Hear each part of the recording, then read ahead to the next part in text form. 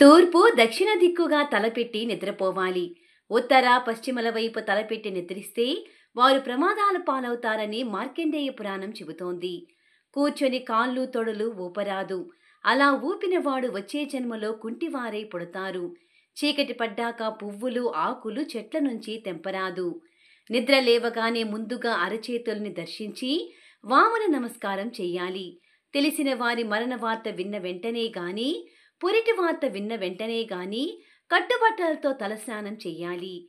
తల్లిదండ్రులను పూజించాలి. ఏ స్థితిలోనూ దూషించరాదు.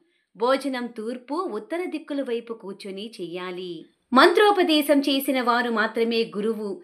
తక్కిన విద్యను నేర్పిన వారు అధ్యాపకులు మాత్రమే. అట్టి గురువును ఏ స్థితిలోనూ నిందించరాదు.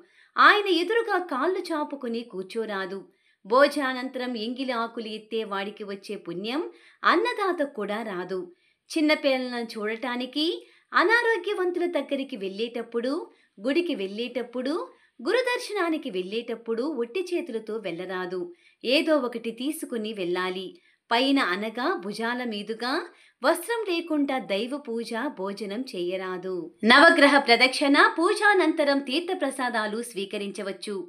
తల్లిదండ్రులకు నిత్యపాద నమస్కారం చేయడానికి మించిన ధర్మం, నిత్యాన్నదానం చేయడం కంటే మించిన పుణ్యం ఈ సృష్టిలో లేవు. పసిగొడ్డుతో, శత్రువుతో, అలాగే అసత్యం పలికే వాడితో కలిసి భోజనం చేయడం మహాపాపం. ఇంటికి గురువు వస్తే టక్కున లేచి నిలబడి ఎదురుగా వెళ్ళి లోపలికి గౌరవంగా తీసుకుని వచ్చి ఆసనం వేసి కూర్చోబెట్టాలి. నిలబెట్టి మాట్లాడరాదు. సాగనంపేటప్పుడు గురువుకు కొంచెం దూరం మనం అనుసరించాలి. ఆదివారం, మంగళవారం, శుక్రవారం తులసి ఆకులు కొయ్యరాదు. పెద్దన్నగారు, పిల్లనిచ్చిన మామగారు, గురువు ఈ ముగ్గురు కన్న తండ్రి సమానులు. వీరిని పూజించాలి. నిజం తెలుసుకోకుండా ఎవరిని నిందించరాదు. అబాండాలు వేయరాదు. అలా చేస్తే అవతలి వారి పాపాలన్నీ అబాండాలు వేసిన వారి తలకే చుట్టుకుంటాయి.